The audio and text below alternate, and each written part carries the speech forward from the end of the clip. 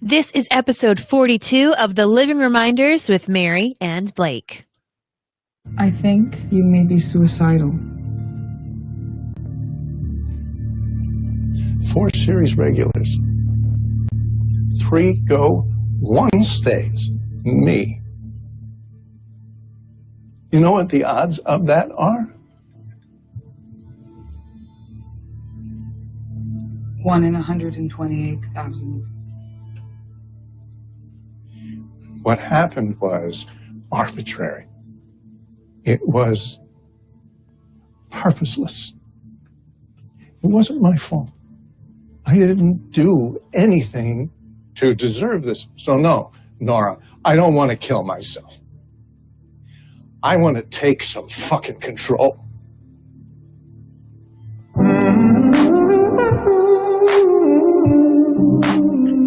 From Cranston, Rhode Island, welcome to The Living Reminders. It's a podcast about the leftovers on HBO. We're still here, and so are you. So let's talk about Don't Be Ridiculous. Suddenly I'm hit. It's the darkness of the dawn, and your friends are gone, and your friends won't come.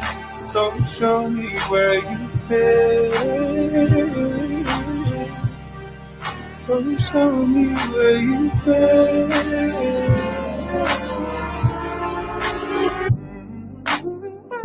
Hello, everyone. Welcome back.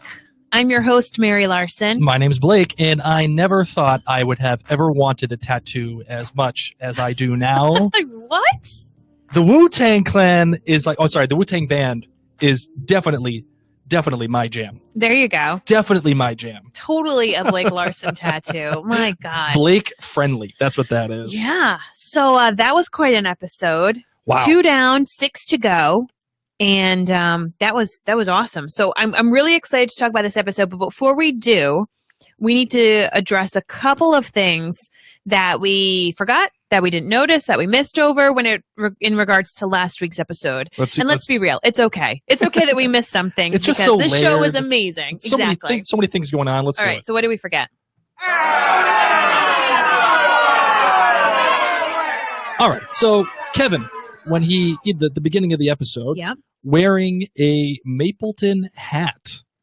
Oh yeah, I even wrote that in my notes. That's right. And we didn't talk about it. Yeah. I know. Oops. I know. Sorry. That does sound like trite. It does sound like we're making that up. I promise we're not.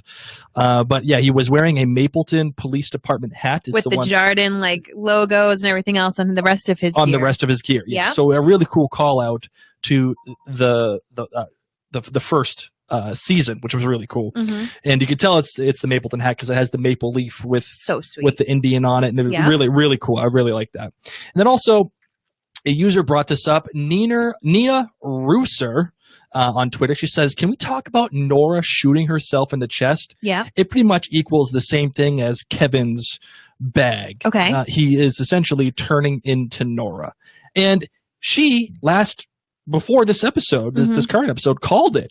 She said that Kevin was just trying to feel." Mm-hmm. The same exact way that Nora was trying to feel when she hired Angel the prostitute to come to her house How ironic and of that shoot name. her. I know. And there was also something that Nina brought up that I'm not proud of. Okay. I mean, it happened, Okay. and I'm going to try to work on it. Please. But she said, "Guys, love your podcast, except when Blake says my love too many times in a row." Oh, my little pet name. Super cringy. And I did admit to Nina on Twitter openly that it is probably a crutch word of mine that I use when I'm nervous. And I will admit being on Facebook Live to, all the people and then getting in front of in a podcast for the first episode in over a year. Yeah, I was a tad nervous. He was. It was A tad. You were very nervous. I was like, but yeah. I'm surprised you didn't hear the quiver in my voice. So hopefully we don't have that issue this time. I will try my best to come up with a different name for you. How about my darling? I don't know. My love. Whatever we can do, I will do that. But for now, Mary, what was your Damon rating of episode 302, Don't Be Ridiculous? It was a 5. 5 out of 5. I gave it 5 Really? Damons. I loved this episode. I love me some Nora. Honey Badger is back. She just has 0 Fs.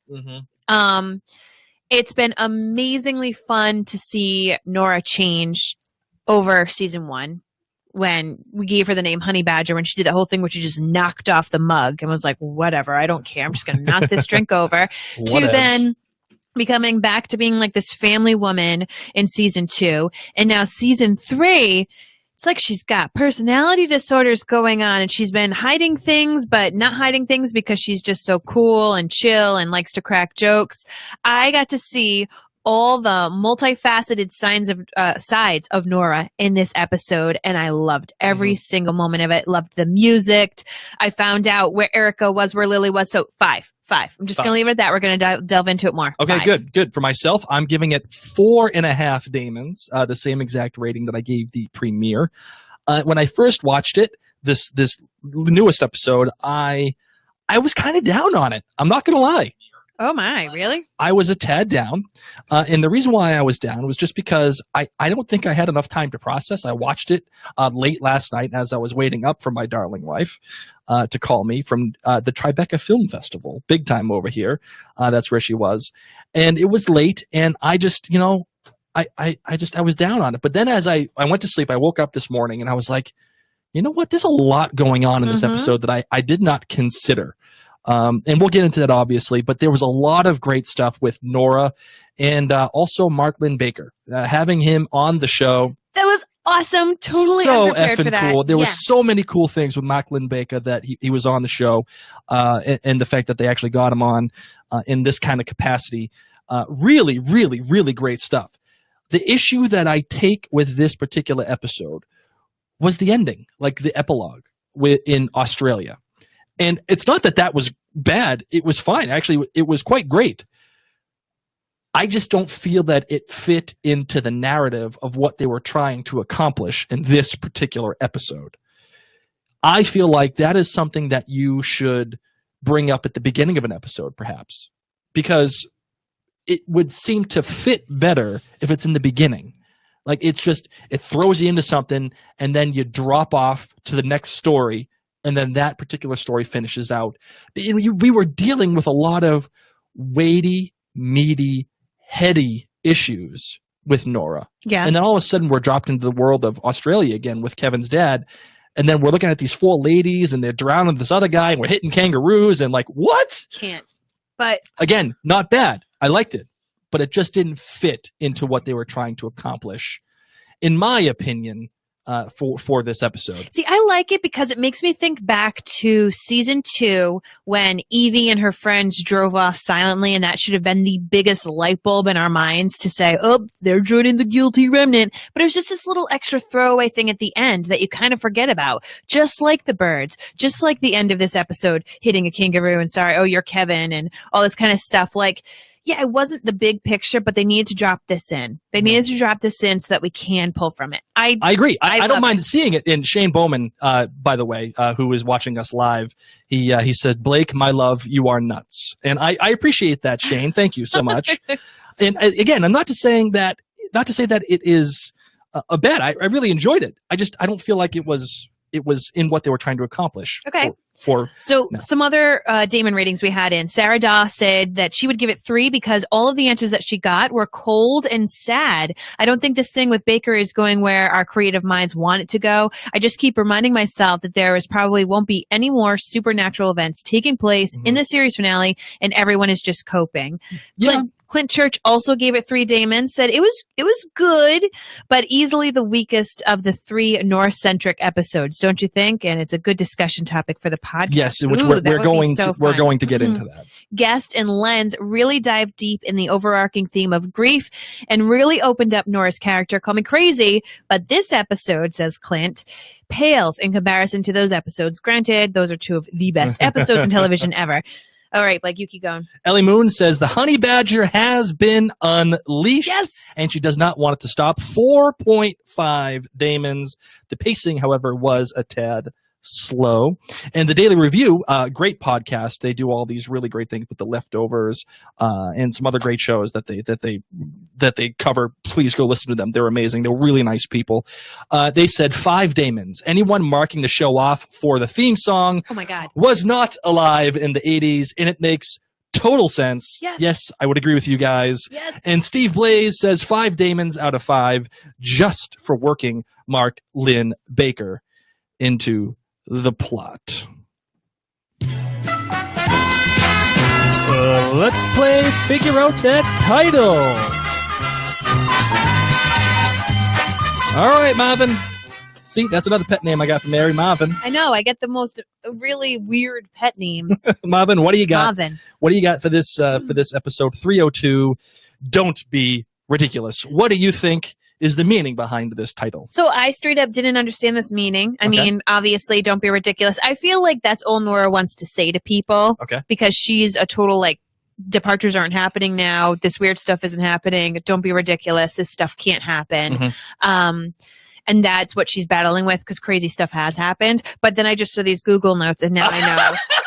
I know the title. So I didn't have anything deep. Mooch. I'm not a mooch. You're We a have mooch a little Google bit. notes that I'm supposed to read from because That's I'm true. Ron Burgundy, and if I don't read Google notes, I'm I Ron Burgundy? say weird things.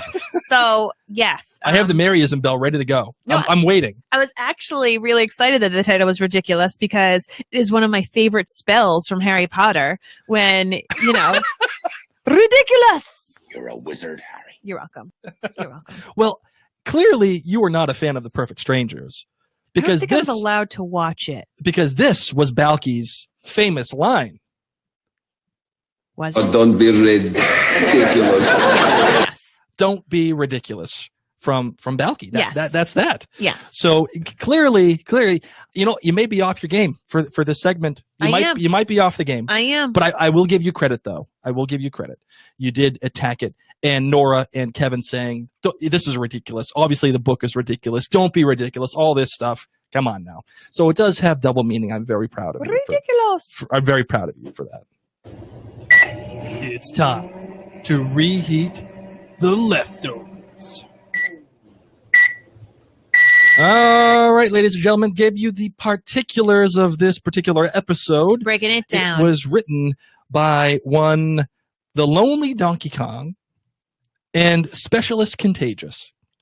Now, I know you're asking, Blake, what does that even mean? What the hell is that? Who are these people? That doesn't make sense. And what you will Because that's what notice- came up, like in the credits after you heard That's right. the song, That's which right. we will get to. Literally in the sparkly font, you see the Lonely Donkey Kong and Specialist Contagious. So Well- yes, I was wondering what was going on. Well, just so everyone is clear, that is Damon Lindelof and Tom Perrotta. And what they had done was, to celebrate the fact that, Nora was into the WuTang band, they went online and they typed in their names into the WuTang Clan name generator to find out what their names would be. Nice. And the Lonely Donkey Kong and Specialist Contagious did come up. Now, for those of you thinking, I wonder what my name would be in the Wu-Tang Clan, let me tell you.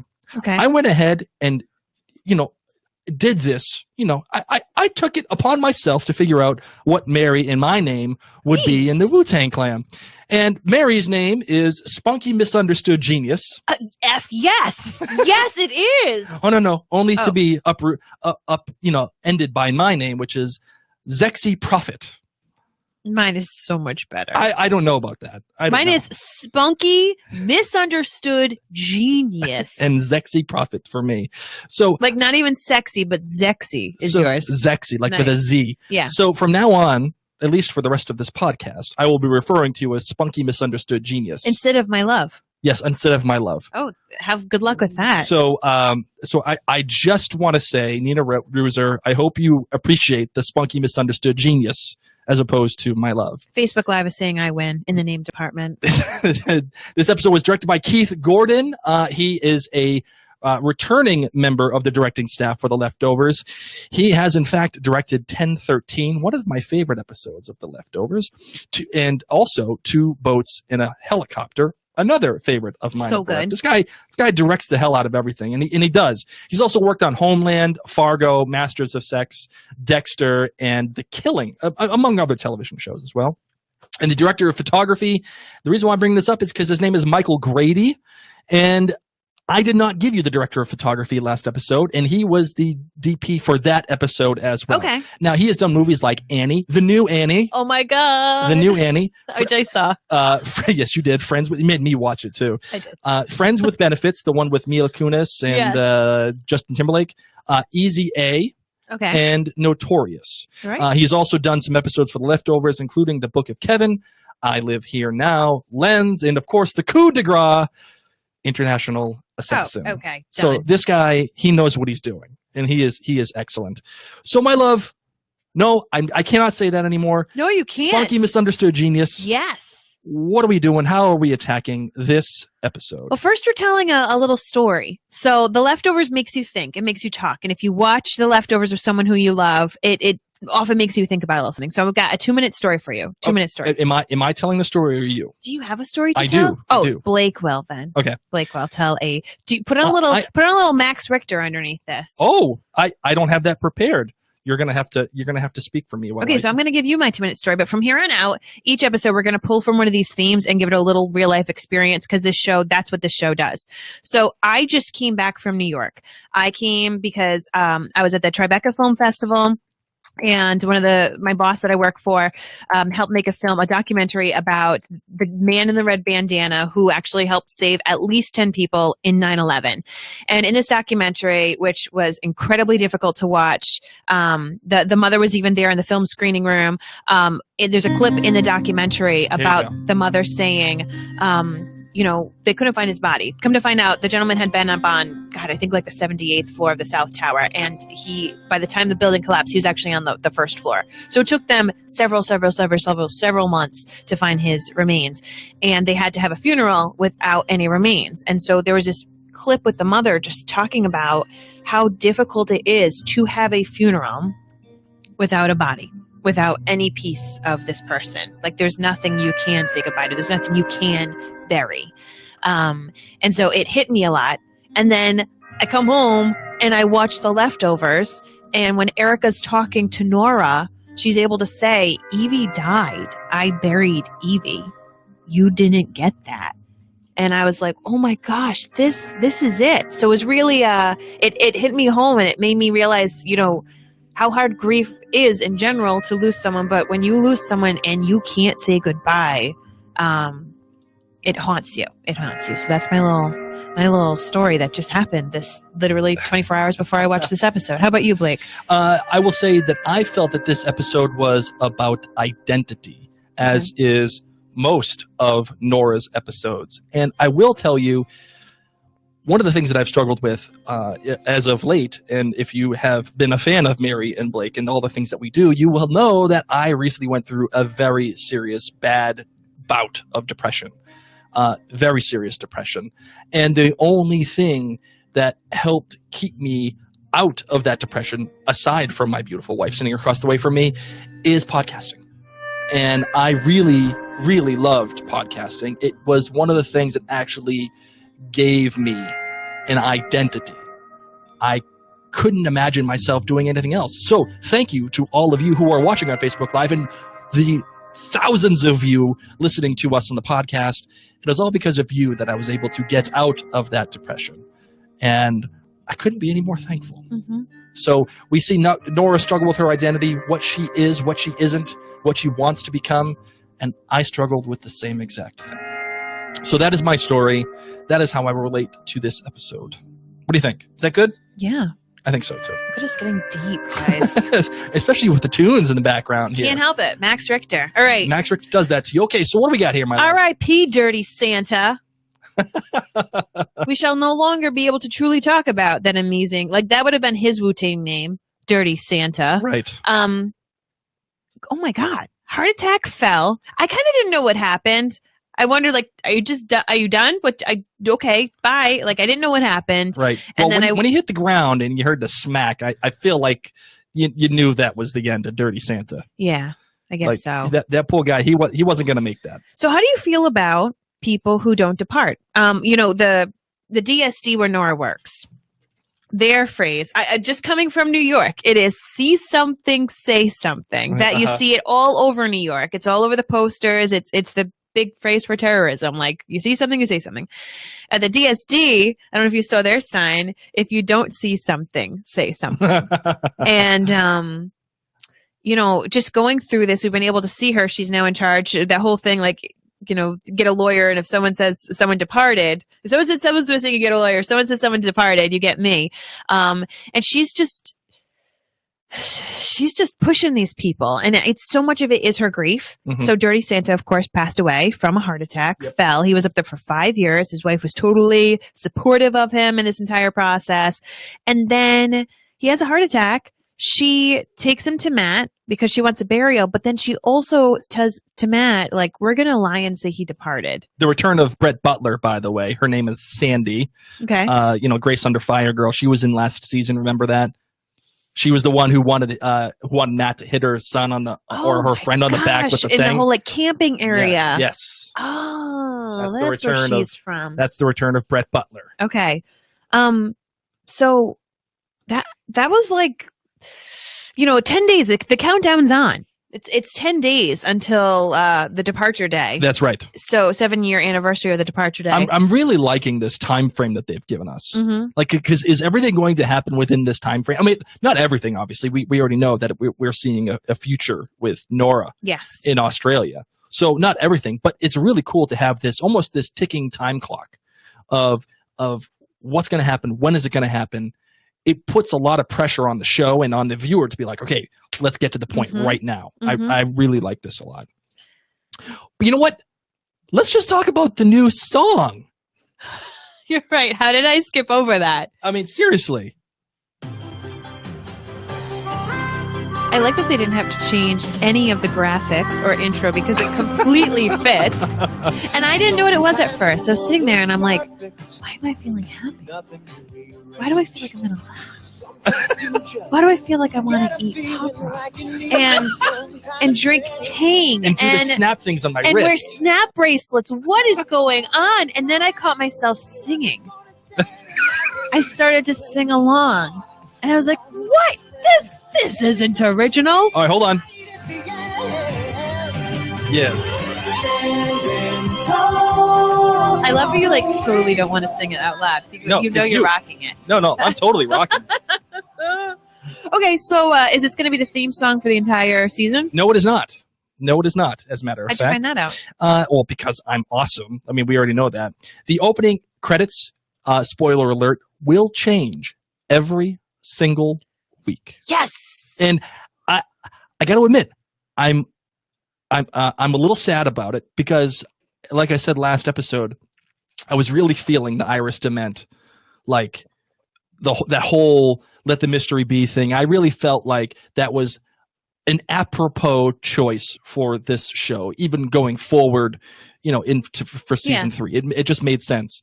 But then I was watching a video with Damon Lindelof, and Lindelof said to IndieWire, he said this himself, we've done something different with the credit sequence this year. We've tried to make this sequence an overture for the episode. So whether it's a Nora episode that we just saw, or a Kevin episode, or a Lori episode, the song for that particular episode will reflect that particular overture. So that in and of itself is saying it's going to be a different song every episode. Awesome. And you know what? I'm cool with that. Yes, me too. I'm cool. Really excited about that, actually. Yeah, me too. Because it's one more thing to look forward to. You're going to often, when you get used to listening to a song, an opening song, and the credits, you can just kind of zone it out. That's when you're getting your drink or you're just chatting and settling in. I often some days even fast forward. I know I got a good 2.5 minutes. Right, but now that's going to be a different song. It's as that much part of the show as every other opening. And more to that point, I really feel like there are only a few openings of shows that I will sit and watch every time. And now you will with this one. It's because, and the reason why I do that, I figured it out, is because it's an interactive thing, like Game of Thrones. It interacts with you, and it shows you where you're going. It's usually relatively the same, but you kind of watch, you're like, okay, where am I going today? Yeah. Where, Who are we going to see? So now you're going to watch The Leftovers and be like, all right, what's this song about now? Like, how is this going to happen? And yeah. I thought it was so great that the first song was the Perfect Strangers theme song. Love it. And because of the meta commentary of it all. I mean, it was a running joke in the first season. And then they brought in Mark Linn-Baker for the second season.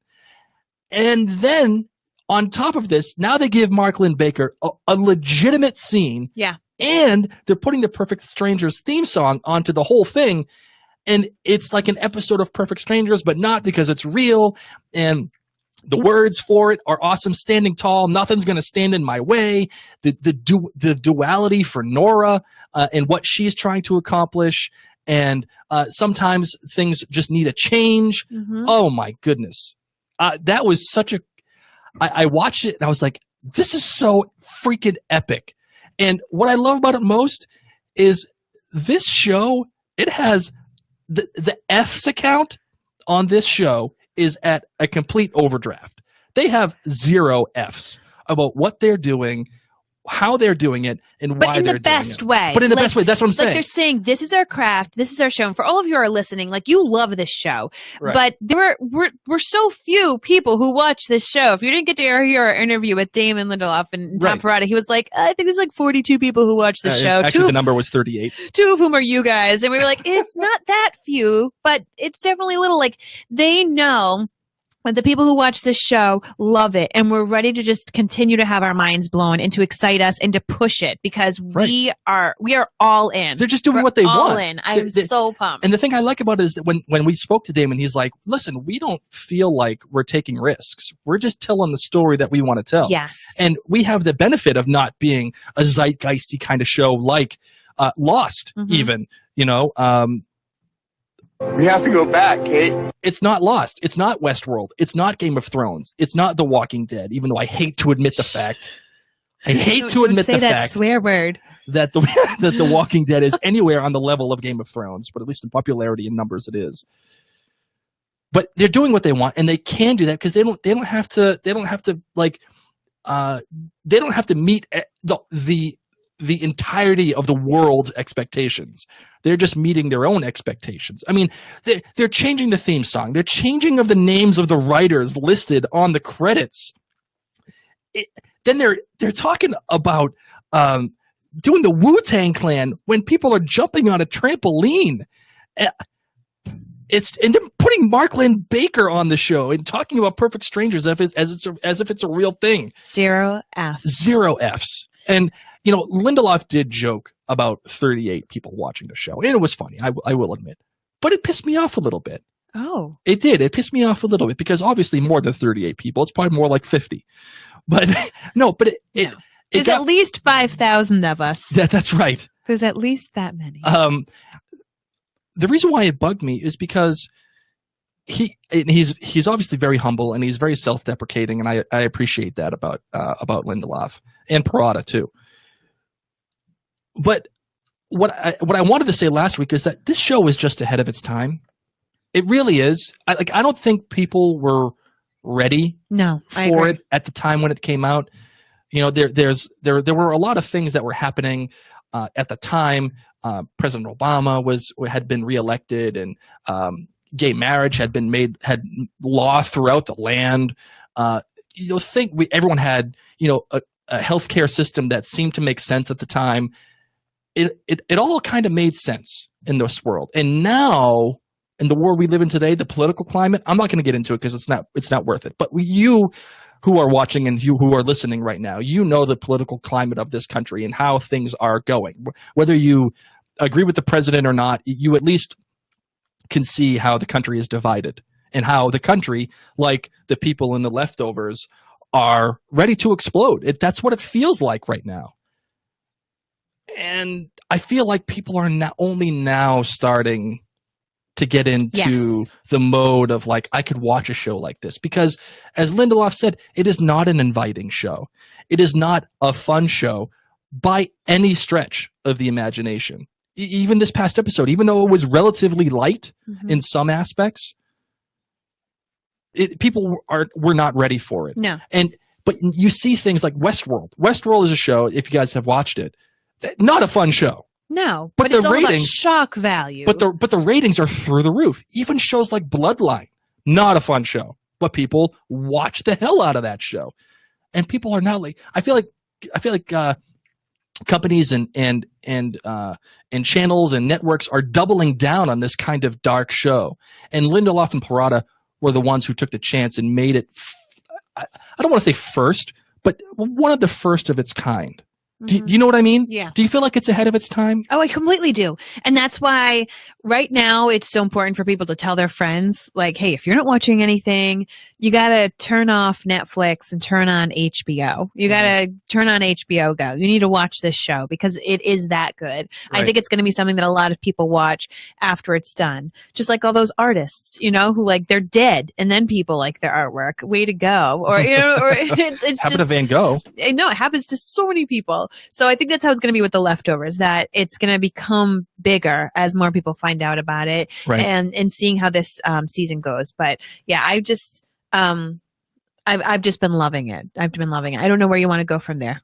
Well, let's just talk about what I was speaking about earlier, which is Nora's identity. Mm-hmm. We talked earlier about the Nora episodes, Lens and Guest, and now we have this episode, Don't Be Ridiculous, and they're all about identity. At first, Nora was the DSD agent who was just going to do her job, and she goes into this hotel. She loses her identity of Nora Durst for a little bit, and she kind of lives it out. But she realizes that Nora Durst, the identity of it, the name, it carries weight, and she needs it, and she wants it. Even though she hugged Wayne and says, "Oh yeah, I've let it go, and it's not that." It didn't happen. It was important to hold on to that. And in Lens, she's in Miracle. She tries to get away from it all. She has her own nuclear family that she's created with Kevin and Jill and Lily, and they're all living in this house in Miracle, and they're trying to protect themselves from departing again. And everything seemed like a catch-all, like this was all going to make everything all better. And then all of a sudden, Nora didn't have Nora anymore. She was living her own life. And when somebody, namely Evie, disappears and happens to be the next door neighbor, now she's throwing rocks through people's windows because it's still following her. And she still has this notion of, I'm a lens. And she figures this out. And people around her are telling her, you are the problem for all of this. And now in this episode, Lily is away. She only has Kevin. She doesn't have children, and she goes and she tries to find something and prove people wrong about the departure, the dirty Santa, and Mark Linn-Baker meeting up with him, and she is trying her best to ruin these people's lives and ideas and expectations. Because she doesn't have anything else herself. She's trying to find out who she is because of that. Mm-hmm. I really liked this episode because of that. I really feel like, everything, like the screens, she's trying to touch it. It was almost like the world was preventing her from trying to get that grief back again. Do you know what I mean? Like, it was almost like the gods were saying, no, you cannot go on this flight. And if you go on the flight, you're going to admit to the fact that you have a baby on your lap and you don't want to do that. So don't do that. And then when she tries to get to the GPS and she says, okay, take me to Eminence, Kentucky, it won't let her do it because it's like the gods are saying, don't go here. You're just going to, nothing good is going to come out of you getting this grief back about Lily. Or about your own children, about being a mother, about the identity of being a mother. And then you take it even further. She goes home to Kevin, who's suffocating himself. NBD, no big deal whatsoever. She just calmly sits down and is like, it's cool, man. That's like, all right. That's totally cool. Just another day in the Gabi residence. And of course he asks, he says, I would like to have a baby with you. And she just hysterically laughs and basically says, no. we're not going to F up what we have. What we have right now is great. But how incredible is that? This whole episode has been her being tormented. I shook the camera. I apologize. Her being tormented that she currently doesn't have any children to mother. Right. And who is she without children? Who is she without that grief? Who is she without being Nora cursed? Right? Even though she kind of she derides that. She looks back on it and she laughs, but she secretly, well, not even secretly, she hates it, but she needs it at the same time. And when she's trying to touch these pads, it's almost like she isn't touching them. It's almost like nothing is being touched. You know what I mean? Like it's this person that is there but isn't. And who is she if she's not Nora cursed? Who is she if she's not Nora Durst? You got to give it to them. And it took me a while to sit down with this and soak that all in. But when you start thinking about it in those terms of Nora trying to figure out who she is and where she is without Lily now, great stuff. Is she cursed? Oh, that's a good question. That's a good question. And again, The Leftovers is now doing this to you. It's now saying, okay, you know, the curse, the lens thing, this whole radiation thing that Mark Linn-Baker is talking about, it's trying to tell you that seems ridiculous. No, but she's going to do it. We know she does But it. now Nora's going to do it. Yeah. But is she doing it? Yes. Time out. Yes. Is she doing it? Yes. Okay. Is she doing it because she wants to prove everybody wrong? Or is she doing it because she just wants to see her kids again? She wants to see her kids. See, I don't know about that. I really don't know. And the reason why I don't know about that is because Nora has done everything in her power to tell people that they're wrong, that they're fakes. And that evidence exists right in this episode. It's with Dirty Santa. She does everything she can. Nothing is going to stand in her way to bring back our good song from The Perfect Strangers. Nothing's going to stand in her way to ruin people's lives and their identities because she's mad. And remember, Lindelof said this. She threw that rock in Erica's window because she was mad that her kids were gone and Nora's kids were departed. Yep. That to me is Nora Durst. That to me is putting up that picture just to piss people off. That's her second brick, right? That's the second brick through a window moment for Nora Durst. That is, I hate everybody. I don't care if we have to have a legacy. I don't care if my brother wants me to be cool with this. It's not going to happen. Are you going to dig him up or am I going to have to do it? She says to Matt. Mm-hmm. That to me says Nora's going to prove everybody wrong. And if it just so happens that maybe she sees her kids, hey, maybe that'll happen. Otherwise, she's going to get vaporized. And then she's going to end it all anyway. Right? Mm-hmm. So that's what that says to me. Well, I don't know. So, see, I feel like the future Nora, Sarah, looked pretty messed up.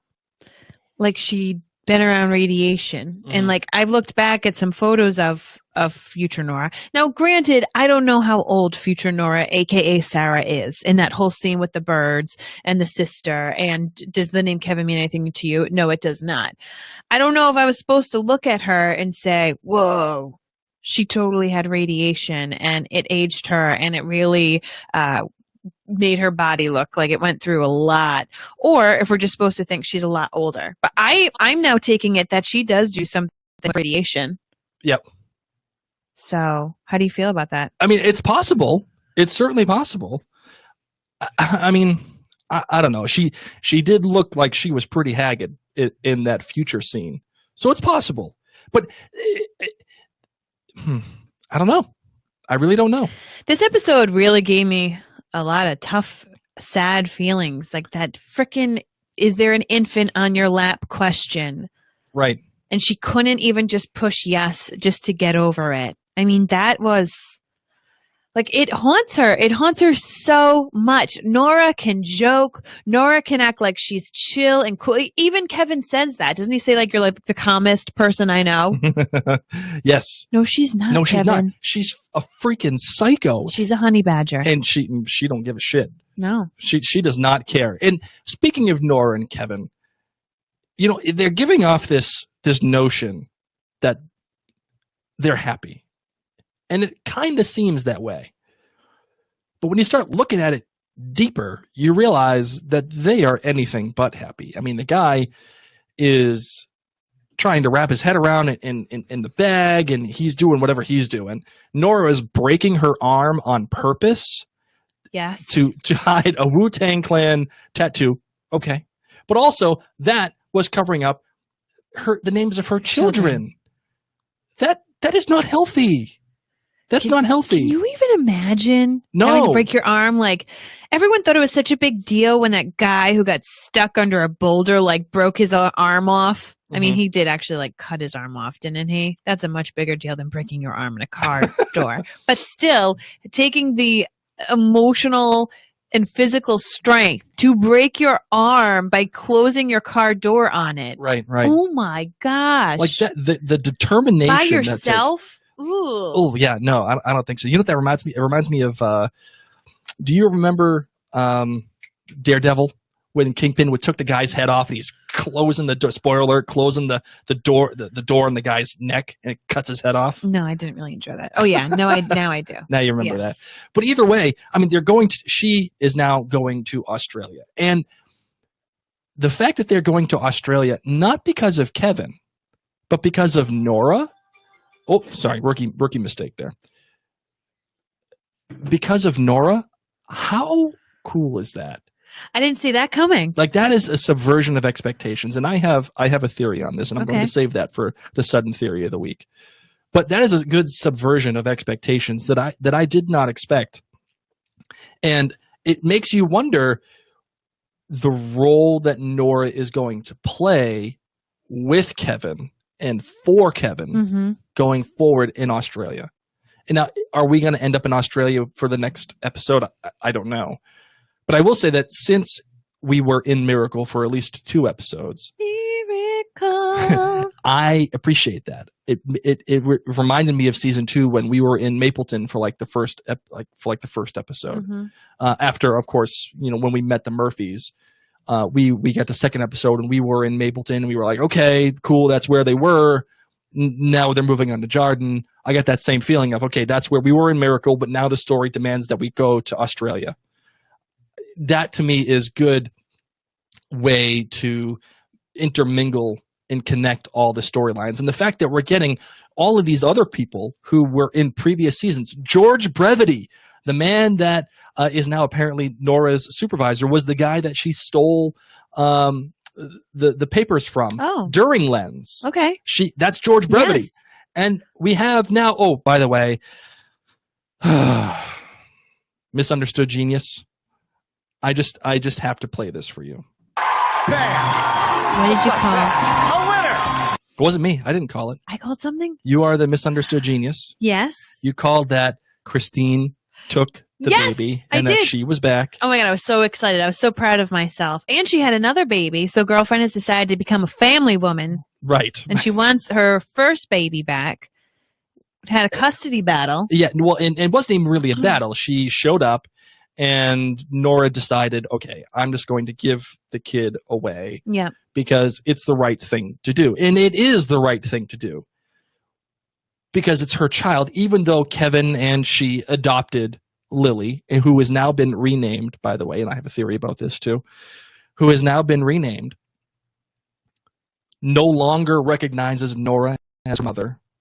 Nora wants this to, like, it feels to me, again, like Nora's identity. Nora wanted to give Lily away because she wanted that identity of not having children. She still wants to be Nora cursed. That's how it feels to me. But seeing Christine back again, a really great callback to season 1. I love how they're bringing everybody back. Yes. And it's showing that this is a complete and cohesive story. Yes, they had the soft reboot in season 2, and they're kind of having a soft reboot in season 3. Laurie is married to John. Jill is in college. Tommy is a cop. It's I don't want to say reboot. Reboot's an ugly word, but it's just like a rejiggering again. Mm-hmm. It's taking the people that you know and then flipping them backwards a little bit. Just remaking new families too. I mean, these are families. This is what the show is about. And even, you mentioned Tommy, and I feel like we can't pass up the fact how his little story that he told Nora about how he was adopted at 3, and he just wished they never told him that Kevin wasn't his father. Right. Crazy. And then he drops the bomb on Nora when she's like, yeah, well, you know what I wish? I wish you never gave me Lily. And he was like, yeah, I didn't. I didn't even know who you were. I gave Lily to my dad. Yeah, like what a and slap in mic the drop face. Yeah. and leaves. And that's what then pushed her over. Like, think about that. Remember seeing her crazy face when she picked up the baby? Yes. Just holding that baby like, look what I found. Like crazy Nora. But, for him to say like, that baby wasn't even intended for you. Right. That wasn't even yours. I didn't even know you existed. Yeah. And that also speaks to her mindset too a little bit, which is this baby was meant for me. And she just assumes that it was meant for her, but it really wasn't. It's a little narcissistic to think about it like that. And Preston Young here in the Facebook chat, he's saying, how could Nora not want to give Lily back to Nora? That's her mother. Christine. I'm sorry, back to Christine. That's her mother. Yes, I agree. In all seriousness, that makes sense. That's the birth mother. But she abandoned the baby. Yes, in the bathroom. And Kevin and Nora legally adopted her. Yes. That is their child now. That is it. So I understand why Nora did it. If, however, she wanted to fight that, she has every legal reason and every legal right to do so. And guess what? She'd probably win. She'd more than likely win in my eyes. So I do wonder, though, now that we're speaking about this, Tommy, do you think Tommy's putting her in her place a little bit? Yes. I think he's putting her in her place a little bit, too. He's like, listen, Miss Big Deal. I know that you were Nora cursed in this Mapleton. Yeah. You're just Nora here. So stop freaking out. Please. And by the way, don't go visit Christine again. Don't go visit not Lily again, because that's effing creepy. Oh, Christine really kept her cool. She's like, hey, what are you doing here? Yeah. I think I'd be like, yo, bro, scram, go get your shine box, okay? Because that's not what's going to happen with me. So Nora comes home and finds Kevin trying to suffocate himself. He tears the bag off and says, oh, I tear the bag off every time. I don't want to die. And she says it's okay. Because she understands. She knows what it's like. Yes.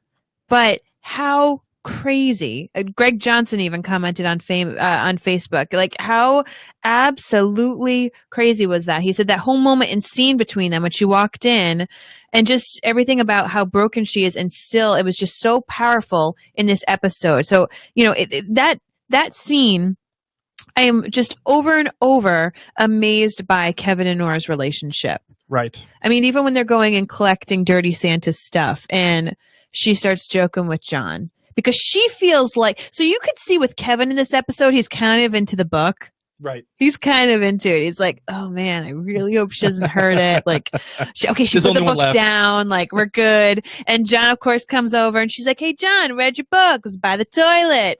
It's great stuff. And Kevin was kind of like, why'd you do that? Like, if we can't laugh don't about badmouth this, the book. Yeah. If we can't laugh about this, then I loved that. Like, she adds this lightheartedness, but then you see an episode like this and you're reminded about Nora and Guest, right, and Lens, and you're reminded that this woman is unhinged. And so a little bit. Speaking of unhinged, I almost felt like she was going to go off on my boy Mark Linn-Baker. I thought she was going to go off when she met him in the hotel. And you kind of felt like she wanted to. You kind of felt like, oh, she's gonna give him the business here a little bit. And she did a little bit. She's trying to tell him that, obviously, as you heard at the beginning of this episode, that I just think that you're delusional and you're suicidal. Yeah. And this is all a joke. This is all something that people are just trying to take advantage of you. I don't care if it's in Switzerland. I don't care if they've made this machine. Even if they have, it's probably just gonna eviscerate people and just kill them immediately, instantly, not send them to the departure area. And even if it did send them to the departure area, you can't prove it. You can't prove it. So the fact that they had Mark Linn-Baker on is actually really cool. And Lindelof actually spoke about how they got him back on the show too. And Lindelof said, I had just seen the movie The Fly with Jeff Goldblum, and I was like, what if there was, whether we actually ever show this thing or not, what if someone tells Nora that Jeff Goldblum has basically built this device that she can get into, which would transport her to be with her kids again? Nora, of course, would be very reluctant to believe that this thing is true. It sounds like it's a con, and that is what the business of Nora is in. Mm-hmm. And we could present that idea to her through a non-traditional source, like Mark Linn-Baker, a perfect stranger, and make it seem like it's a legitimate thing. So ultimately, the reason we go to Australia is not Kevin, but Nora. And you would expect that it would be Kevin because of his father is down there. So he's actually going to Australia because he's a part of her mission as opposed to the other way around. And he continues by saying, we were always tickled by the idea of that it feels silly and ridiculous when it first was pitched. And we all laughed. And then we looked at each other. We said, okay, but what if we actually did that? Mm-hmm. What if we actually got Mark Linn-Baker on the show? And he says, and in the case of Mark Linn-Baker, it felt again like something that the show had been setting up, even as a running gag over the first couple of seasons. So the running gags are great because they're bringing back Gary Busey. Now they're bringing back Mark Linn-Baker, and they're making them organic parts to the plot and to the drama of what the show is trying to accomplish. But and then he says, I felt like something that show had been setting up for the running gag over the first couple of seasons, but comedy, of course, comes in threes. It's a trilogy. What if Mark Linn-Baker is off having his show that we're not watching, where he is on his journey, and could that potentially collide with our show? Mm-hmm. And knowing that Mark Linn-Baker is this comedic actor who really hasn't done a whole ton of dramatic work, but seeing his performance, the guy killed it. He did. He completely nailed it. It made me believe that he really believed that he was going to be with his three cohorts, you know, from the Perfect Strangers. The guy nailed it. Mm-hmm. And I got to admit, when I first saw it, I was like, oh my God, first, the man has not aged well. And oh my God, is he really going to be able to handle this kind of scene? We've all seen what Carrie Coon can do in episodes like Lens when she's talking with Regina King. Can he hold that weight of that conversation with Carrie Coon? And he did it not only in spades, but he stole the scene. Yep. Stole the scene in my eyes completely. Totally. 100% just knocked it out of the park. Do you agree? I do. That's why I'm not. You're sitting quiet, like I know, because I'm agreeing, and I'm trying to think if there's anything that I can say that sounds just as good, because that's completely right. Mm-hmm. Yes. How'd you feel about her seeing Erica? First of all, I never expected to like a Wu-Tang Clan song in this show so much. Yes. Like at first when I heard it, I was kind of like, okay, where are we going with this? But just hearing it, it worked. It worked. Jumping on that trampoline. And having the conversation between the two, it wasn't as heady as Lens, but it didn't need to be. It just needed to be a cathartic moment for Laura and for Nora. You needed to get that Nora cursed. I had Regina King leg envy. Girlfriend has awesome legs. So does Carrie Coon. Yes, she does. Yes, she does. But Regina was wearing a romper, and I was like, if I jumped on a trampoline, maybe my legs would look like that, because they looked good. My gosh, I'm just like girl crushing, because yes, both of their bodies were amazing. Jumping on trampolines, that's very cathartic. I should probably get a trampoline. We have a trampoline. I would not fit on that one. It's our son's trampoline. That was really great, you know, and we don't know where Erica is. Her house looked really nice. Right. She's obviously like moving on. And she believes Evie is dead, whereas John does not. So that's probably why they broke up. Yep. John thinks that Evie's pulling a prank again, or hiding, or doing something. And Erica is facing facts that she believes that her daughter, is dead. I buried her. we're done. So I liked it. I liked that there was a little mom time. It makes me wonder though, and something that I was thinking about during this episode, and now that we know that we're going to go to Australia, is this the last that we're going to see of all of these people? Like, is everyone going to travel to Australia with Kevin and Nora?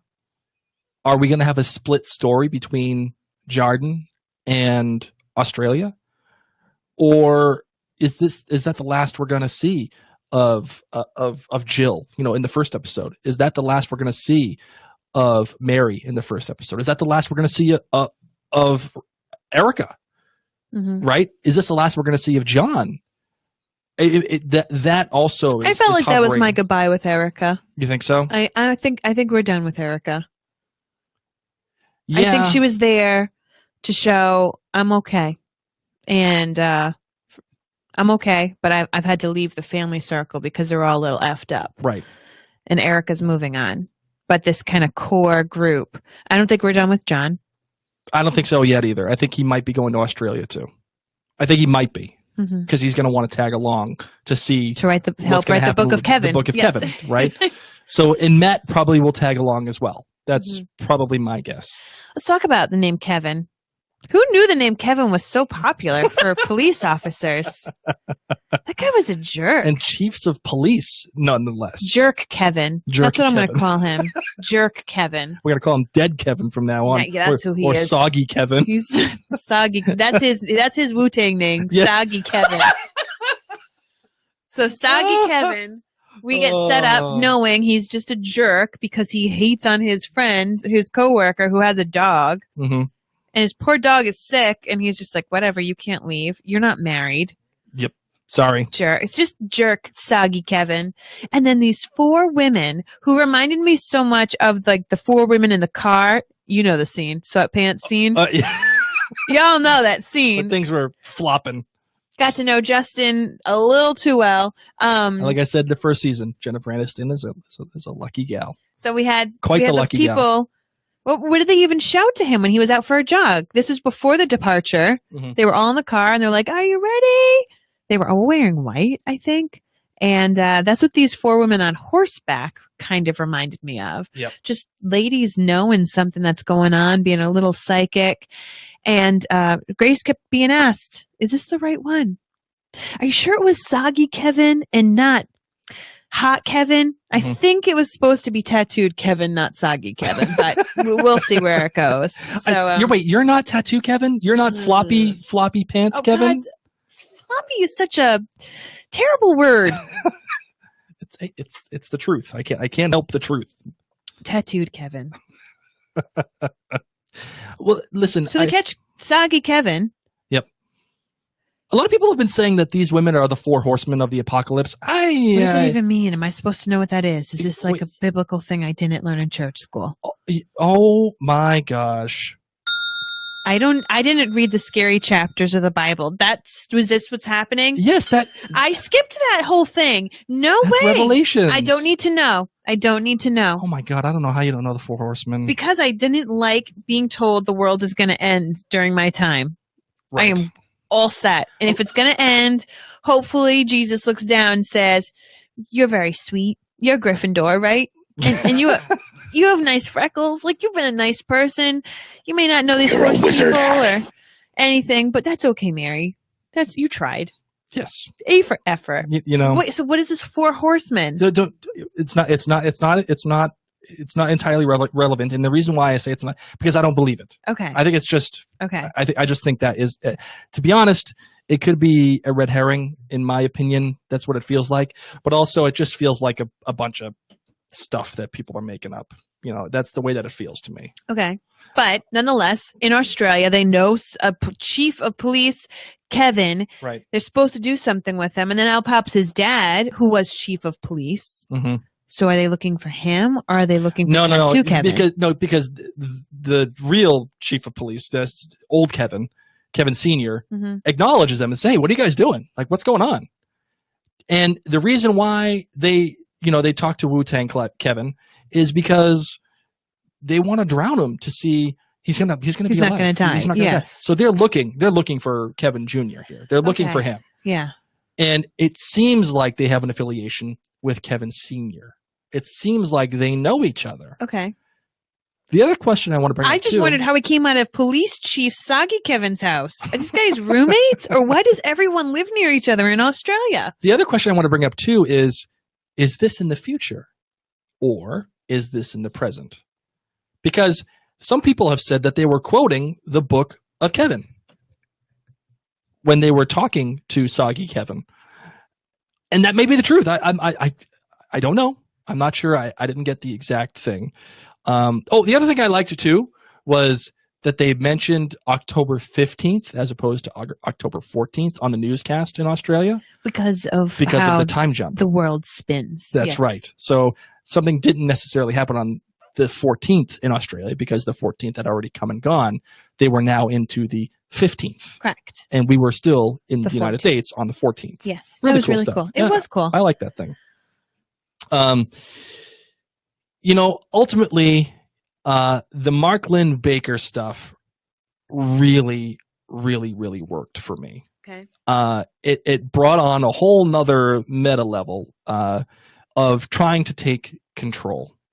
Nora is trying to take control of her life. She's going to see Christine. She's taking yellow freaking shovels from kids and just bagging on them, being like, that's not yours. She's trying to reach Lily, or no, I'm going to call her not Lily from now on. She's trying to reach not Lily. And Mark Linn-Baker is doing the same exact thing. He's just trying to take his life back. Mm-hmm. First, he started by faking his departure, going to Mexico, getting caught and found out. Loved that, yeah. But now he's trying to go see all of his coworkers again. Mm-hmm. He's just trying to take his life back. And it makes you realize how similar Mark Linn-Baker and Nora really are. 3 of his closest colleagues disappeared. Yeah. Nora's 3 closest colleagues, her family, disappeared. And, they're talking about all this, they've both done the things to get away from the departure, to fake it, to move on from it. But it keeps coming back at them. It keeps eating at them. Both of them. They both have this 1 in 128,000th chance of this really happening to them. And it happened. And Mark Linn-Baker is just a mirror for Nora. What can happen if you get into that situation? Well, no, I feel like it was making her remember. God, what was the phrase that they said that was like written on the Guilty Remnants wall? Didn't they have a phrase? And someone actually said it in this episode. And I feel like Nora has tried to be so lighthearted and kind of forget and move on. Mm-hmm. And I wrote it down in my notes because Nora became the GR a bit for me in this episode. Oh, especially when she was sitting watching the videos, smoking a cigarette, wearing In a white robe. Oh, yes. Yes. The imagery there was fantastic. Oh my God, what? I wrote it down, but something was said, and I was like, that was one of the quotes on the Guilty Remnants wall. Like that was one of their things that they stood for. But yeah, he's helping her remember. Mm-hmm. Like you can't forget this. So right, yeah, love it. And so the last thing I want to say is Nora just taking that damn gate and opening it up and freaking out on that person, being like, I paid the effing ticket before. Yeah. And we've all wanted to do that. We've all been in that situation. Pushing a gate. Like yes. we've all been in that situation where people are beeping at you, and like you're in the parking garage, and the thing is not reading your credit card, and you're like, what the hell, guy? All I wanted, and the person has to come over, and they got to hit the button, and they got to, like, that sucks. I'm so proud of her for wanting to do that. I found out what it was. Okay, what is it? I'm just wasting my breath. Oh, yes. Okay. And wasn't that one of the, didn't someone say like, it says don't waste your breath. Yeah. Yeah. Those are the signs they hold up. Yes. At Memorial Day. Yeah. Don't waste your breath. Yep. Sorry. Anything else, my love? Sorry. No, because I saved something for my my sudden theory of the week. I actually Did you saved really? something. Oh my God. I'm so proud of myself. I can't call you that, my love. By the way, anything else? What's my name? Spunky Misunderstood Genius. Preach. Is there No. anything else that you want to get into listener feedback? Of course I do. Let's do it.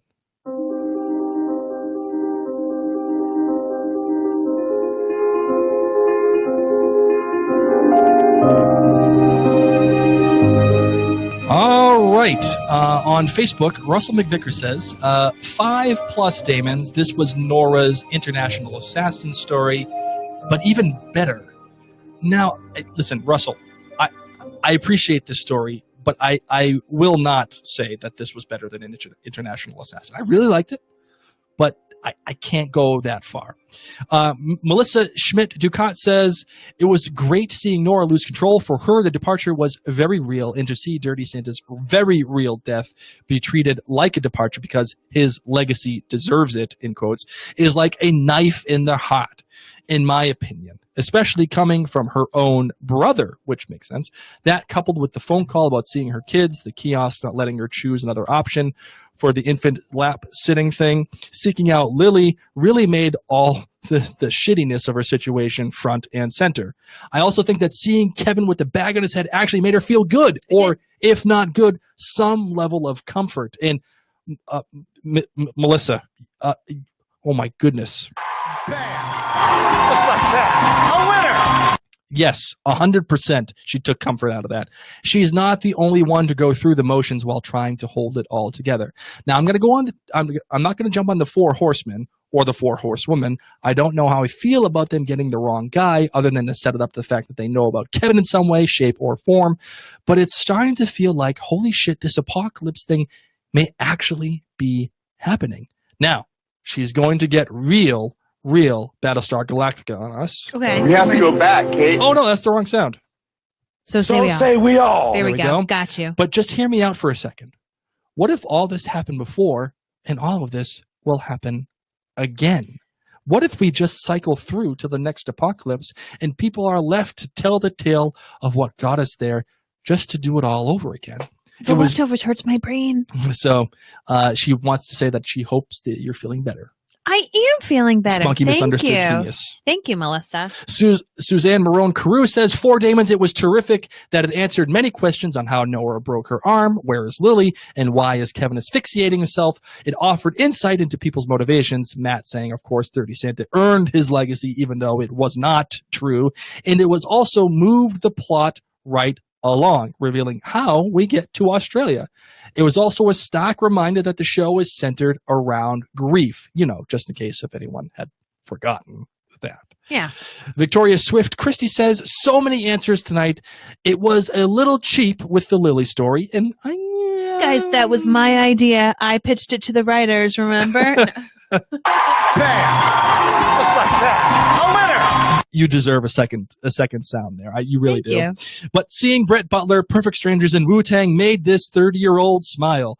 Watching the wrong Kevin die was heartbreaking, but hey, you can't go around killing kangaroos and getting away with it. I didn't feel too bad for him. No, I didn't feel too bad. He was just a dink. That's all that.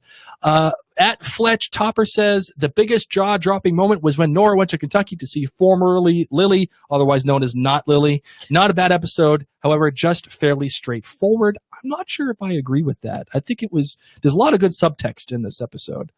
At the Gearson says, okay, so did Australia happen 7 years into the future after something happened on an October 15th, or down there, the 14th was always the 15th? 14 was the 15th just Yes. because of the way the world spins. Correct. At Blown Away 2 says, one suggestion, no more dry cleaning. It is time for Kevin and Nora to do their own dirty laundry. Ah, snap. Yes, it is. And at Daphne MCW says, 3.5 Damons because Australia felt like a sharp left turn from the right lane. Ooh. And, I kind of agree with her on this one. Hmm. I'm not going to lie. And at Sarah McClellan says, looks like you might have been right, Mary, about Oh, everything? the bikes. Oh. She put in a picture, and the bikes are very similar. Nora likes blue bikes. So, you know what? I'm just going to play it again. Bam! Just like that. A winner! Doesn't happen that frequently, so thank you. All right, you ready for some voicemails? Yes. All right, let's do it.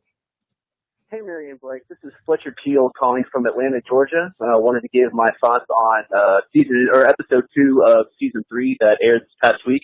First of all, let me say how much I enjoy the podcast and how much I'm actually looking forward to this season. This is the first season I'm watching episode by episode as opposed to binging it, and I'm excited that I'll be able to be involved with the conversations with you guys in the podcast. My initial reaction after watching the Nora-centric episode is this. Is Nora now the focus of the leftovers? This might be a bit of a stretch to think, especially considering that in the first season we saw 2 character episodes in the Matt Jameson episode and our first Nora episode. But consider this. The first episode of season 3 was essentially all Kevin, and it almost seemed to wrap up his story. He's back as a police chief. He's hanging out with people that we've known for a while. There's that one crazy thing about the book of Kevin, and sure, we get that last scene of Nora/Sarah being asked about him at the end, but for the most part, it seems that Kevin's story is pretty much wrapped up. He wouldn't even be going to Australia, it seems, if it weren't for Nora. So I think from here on out, while yes, we will still get events happening to and around Kevin, I think Nora is now the focus of the leftovers. One quick thought, how awesome was it to see Erica again? She was maybe my favorite member of the new family, maybe my favorite member of season 2 overall. Mm-hmm. Love her actress as well, whose name's escaping me as I'm leaving this message. Regina King. But it was so great to see her. And a bit of a spoiler warning, I was listening to an interview with Damon Lindelof, and it pretty much confirmed that this is the last that we will see of Erica. But with the show focusing its shift to Australia, that's probably not that much of a stretch. Also, one last final thought. Who would have ever thought that Nora and Erica would be friends after the relationships that we saw building last season? They hated each other, and towards the end it seemed like Kevin and John might become friends, but I actually kind of buy the Erica and Nora relationship. I'm going to miss it a lot, but I'm glad we got that one final scene with them that concluded on the trampoline. Anyway, thanks for taking my thoughts. Hope this makes you guys think a little bit. Looking forward to the rest of the show, the rest of the podcast. Really bummed we only have 6 episodes left, and I can't wait to see what show you guys are going to cover next. As soon as the leftovers ends, you got to pick a show that I can start watching because I'm going to miss Mary and Blake in my life. All right, that's it from Atlanta. And by the way, yes, I'm still salty over the Super Bowl. I'm actually wearing my Atlanta Falcons Super Bowl shirt. No Atlanta way to lose, no more Brady way to win. Enjoy it, but it won't stop me from listening to the podcast. That's it. Thank you so much, and looking forward to hearing what you guys have to say. You know what? Thank you so much for calling in. You brought the phone call. That was a great message, but this one's for you. Why? Oh my God, you are so mean. Because you know what? I'm just going to say that I'm sorry that you're an Atlanta Falcons fan. That's all I'm going to say. And it felt good. You are making people hate the Pats fans even more. That's okay. I don't mind. They already hate us. You know, get in line. Damon hates you. Yeah, Damon does hate me for that. Damon is not a Pats fan. We already confirmed that. Yeah. But 28-3, bro. I appreciate that. Just move on. Thank you for your voicemail. No, actually, you brought that phone call. Thank you, Fletcher. That was great. Yeah, the last episode was pretty legit. It was a Nora episode. But anyway, I thought it was kind of cool, her catching Kevin, like, suffocating himself. It's almost like it was catching him watching porn, like Kevin had been teasing Michael about in the last episode. Also, I think that at the end, when the 4 horsewomen were talking about the book of Kevin as if they read it, I think in that moment when Kevin was talking to Michael about watching porn, that Michael was posting the book on the internet. Also, I think Matt's cancer is back. I don't know if anybody remembers on season 1. He was talking about how he had cancer when he was a kid. I think it was leukemia. I don't know, but I thought it was weird he had a nosebleed. And I don't think that was like on accident. Yeah, that's it. Wow. first, thank you for calling in. Yes. Always please tell us your name and where you're from. We always love to know where people are calling from. But Spunky Misunderstood Genius, Yes. your thoughts? The Matt thing also reminded me about Matt and Nora's story of their parents being burned alive in their house, and him saying, "Don't worry, they can't feel anything," or whatever. They're already in heaven. Wow. Yeah. Ooh. Sometimes a nosebleed is just a nosebleed, unless it's the leftovers, where a nosebleed is a lot more than just a nosebleed. Something. So that is a great idea. Can Matt leave Miracle? Hey, Mary and Blake. This is Preston from Montgomery, Alabama. I was calling to chime in with my Damons for this week's episode, Don't Be Ridiculous. I'm so glad The Leftovers is back, and I tweeted at you, and I meant it. This is exactly what I come to The Leftovers for. This is a 5 out of 5 episode. It goes back to the other Nora episodes that we had in seasons 1 and 2. In Guest, it was all about Nora kind of trying to stifle her grief and try and push it under. Whereas in Lynn's, we saw that she was really kind of angry that people were trying to hijack her grief. And I feel like in this episode, we get the beautiful combination of somebody trying to hijack her grief and her trying to cover up her grief. And they're just not really being an out for her. And I really love the idea that Nora and Kevin are keeping secrets from one another, which is something that they said at the beginning of season 2 that they were not going to do anymore. And so I'm just so fascinated with what's going on this season, and I'm really looking forward to hearing what you guys have to say when you reheat The Leftovers. Anyway, I love you guys. You do a great job with the podcast, and I'm just excited for more Leftovers to come. Yay. You guys have a great day. I love this idea that he brought up, Preston brought up, about them keeping secrets from each other. Mm-hmm. They did promise never to do that, and that's all they're doing now. That's it. She will not tell Kevin that she met with Mark Linn-Baker. Like, I feel like if that happened to me, I would do that. And telling him, hey, we're going to Australia because of X, Y, and Z. Like, of these people may be able to get me back to my kids again. Again, I'm not sure if she really believes that, but regardless, that he's not telling her that he's putting bags over his head. It's scary between the two, because I always considered her TV's best girlfriend. She was always TV's best girlfriend in my heart. And I'm not sure if I can go forward with that claim. This is Rafe Collins Jr. Hi guys. I think this episode is a further exploration between the tension between belief and doubt. And what I can't understand is why, Kevin and Nora are both inscrutable. Like in the way they think, especially Kevin. After everything that's happened to him, he's still trying to process things in a normal way. And so is Nora. And I have no idea why. Like why? And there's this, I feel like there's this thread of, there's a perfectly reasonable explanation for everything. In the last episode, there was you saw John, being fed answers, reading palms or whatever. Well, there's a perfectly reasonable explanation for everything except that there isn't, like the departure. So, I see them exploring that tension even more, and I that really sticks in my craw. That these people can't, they can only think of things in one way, it seems like. Love you guys. Great live show. Okay, bye-bye. Thank you. We love you too. Seriously, these voicemails are kicking butt. Killing it this year. I am loving it. Thank you. All right, let's do you ready for the sudden theory? Are you ready to give up your sudden theory? Oh, I thought, so what's the difference between sudden theory and final thoughts? Sudden theory is the theory, and the final thought is just your final thoughts for the episode altogether. Oh, okay. Sure. Yes, I'm ready for my sudden theory of the week. She's reading on notes, and she's like... Well, I wanted to know the difference, because I only have like one nugget that I've saved that I need to get off my chest, and I don't know where to put it. Okay. Sudden, but you go first. You do your sudden theory. Okay.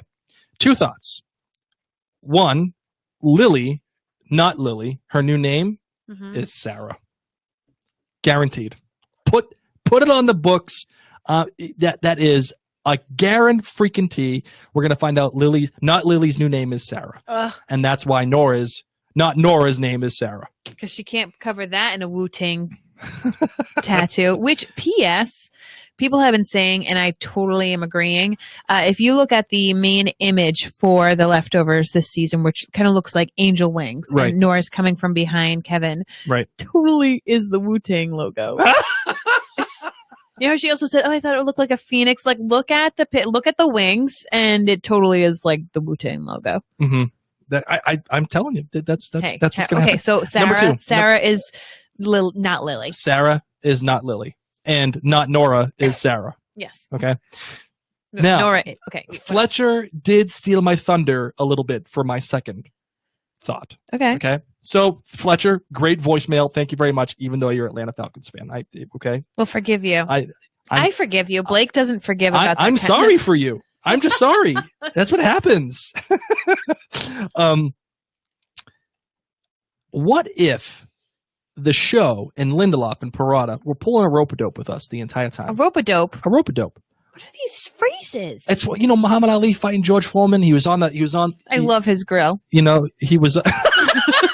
I love his grill. I make spinach pies on it all the time. Thank you, George. George Foreman is one of the most famous boxers of all the time, and you say, I like his grill. I do.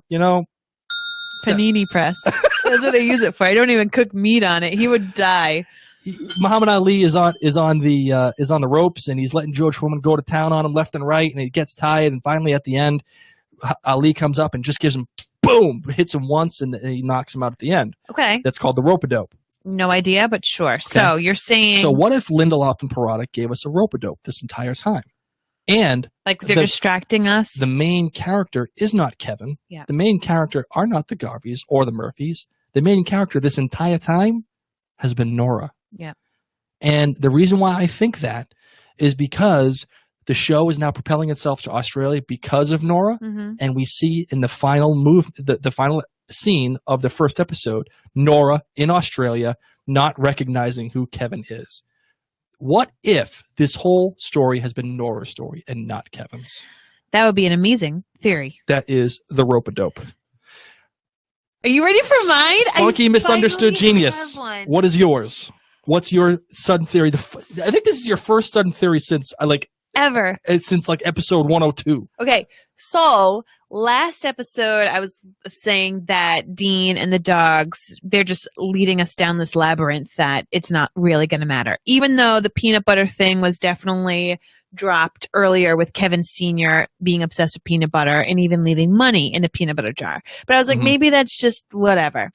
So, fun fact, guys, I had to watch this episode through bits and pieces because I was in New York, and then I've come back. I started to watch a little bit of it, and then my kids were trying to nap, and they were trying to nap, and I didn't want to have the volume up. So I turned on the subtitles and had the volume up just a smidge. Beautiful harp music in this piece, by the way. But you want to know what is inside closed captions on this show? Yes. Dogs barking. All the time. Like, I've watched these past 2 episodes with closed captions on, and in addition to the people speaking, they make sure to let you know that dogs are barking. Okay. That is that important for those who are hard of hearing to know that there are dogs barking. Now, I've never heard these dogs barking because I'm just used to background noises, but I actually now, because I've seen these closed captions, think that dogs are going to play a little part, that the dog plotline is not just something whatever, but it actually is going to have a little bit of, it's somehow dogs are going to play a role. Some substance to this. Yes. To the Dean theory. Because of closed captions. Wow. Look at you. I know. I feel like a sleuth. So that is your sudden theory. I hope it's totally not nothing. And Damon's like, oh, that poor girl, one of our 38 listeners actually reads the closed captions. We just needed a filler. Please hang up and try again. All right, my darling. Notice I did not call you my love. My darling. Okay. Final thoughts for this episode. What do you got? I had a blast. I'm really sad that there's 6 episodes left, but it's rocking and rolling.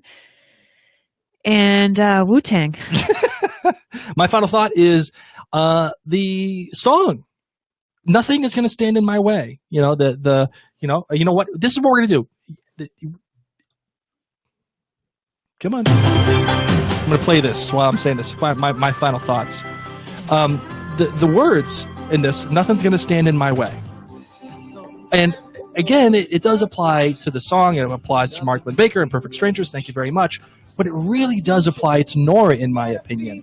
And this is, again, why I feel like she is going to be the main character. And the reason why I say that is because it feels like nothing is going to stand in Nora's way.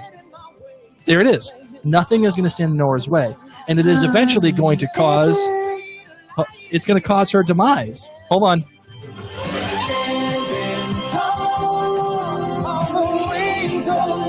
So good. It's so good. It is good. I need Pop Rocks. And slap bracelets. And slap bracelets and gack and pogs. I made such a mess with gack. And I used to collect pogs. I sucked at playing pogs. But awesome. I'm loving this theory. So that ultimately is see? Preston just put, nothing's going to stop the honey badger. Mark Boyd says, great job, guys. Cheers from Scotland.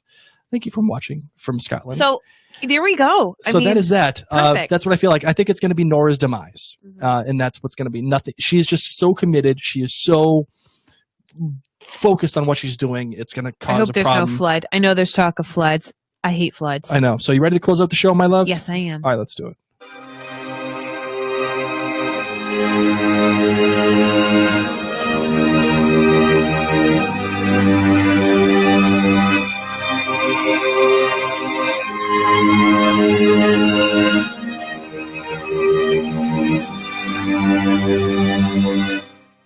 So we are online, but honestly, right now, last season, we are putting the majority of our efforts, I'd say, in Facebook.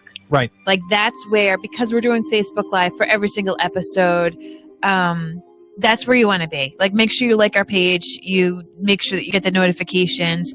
That's where we're having these conversations. That's where we're pulling a lot of quotes. Find us on Facebook. We are on Twitter.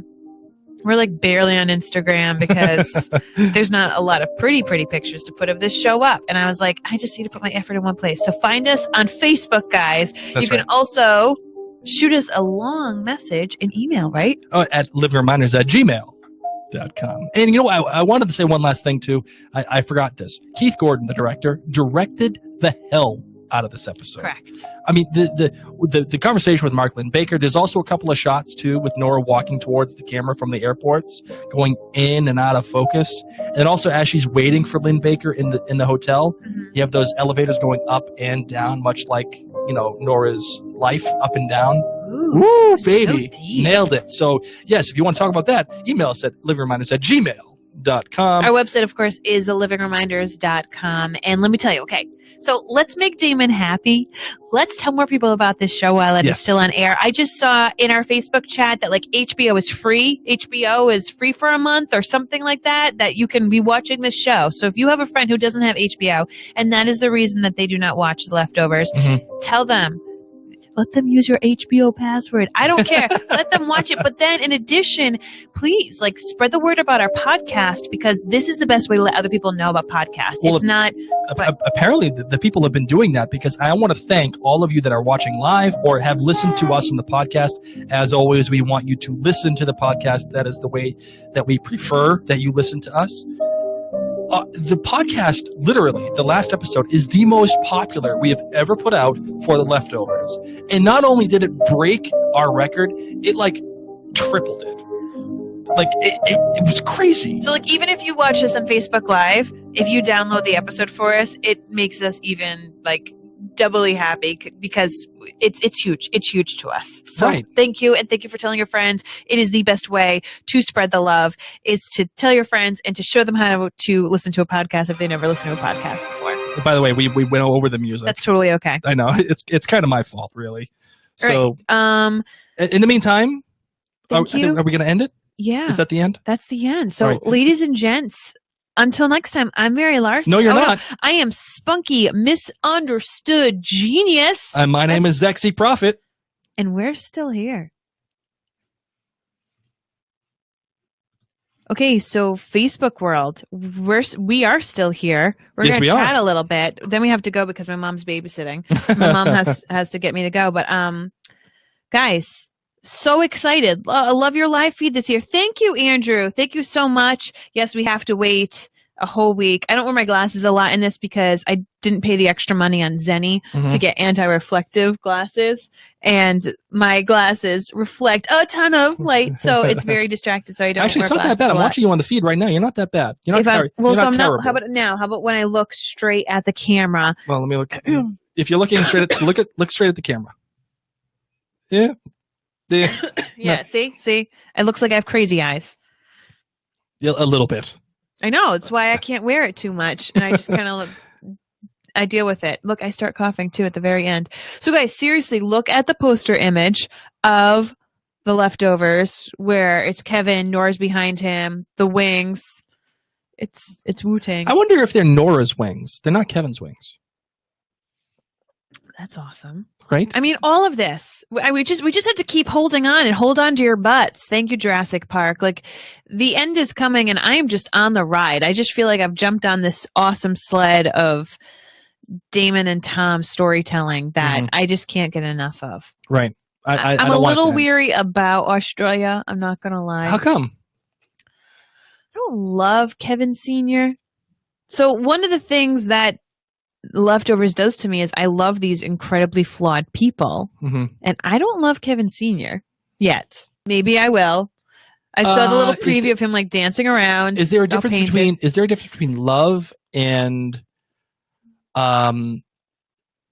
like admire, like not admire, but like you're interested in him? Like I'm not sure if I love Kevin Sr., but I am really interested in what is going to come with him. Maybe not. Maybe I'm interested in him because I know he hears voices, and I know he's on a totally different level of psychedelic stuff since he's in Australia, and who knows what he's doing, and he's painting himself, and I'm really excited. But no, I don't love him. I love Kevin. I love Nora. I love Tommy. I don't love Lori. I don't love John. I oddly love Matt.